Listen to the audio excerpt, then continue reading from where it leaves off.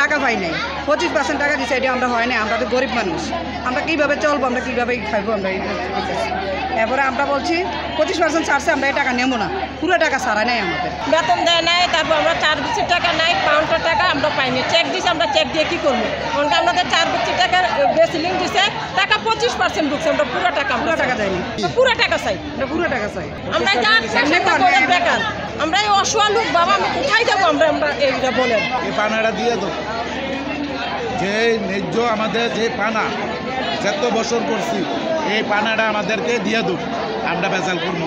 বন্ধ দিয়ে এলে অনেক দিন, ভাই 6-7 মাস ল্যাব চলতে আছে। ল্যাব চলার কালে কেন আমরা আটকা বন্ধ করে দিয়েছি, সেটা বন্ধ করে দিয়ে 2 মাস 3 মাস আগে আমরা বন্ধ করে দিয়ে টাকা পয়সার কোনো ইয়ে নাই।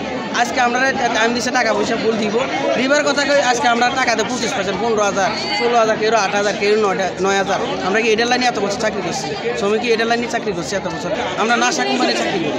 আমরা চাইতে আমরা সব আমরা একসাথে দিয়ে দেবো, 100% বুঝে দিয়ে দেবো। আমরা এটা আমরা দাবি, আমরা শ্রমিকের দাবি। আমরা যখন বাড়ি করে দিছি, কোম্পানি যখন আমরা বাড়ি করে দিছি, আমরা টাকা আমরা একবারে সম্পূর্ণ 100% বুঝাই দেবো।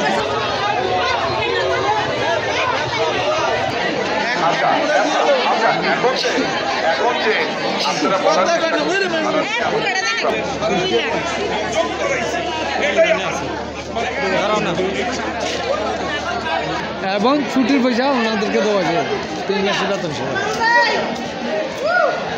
যেমন মনে করেন আমি পাইছি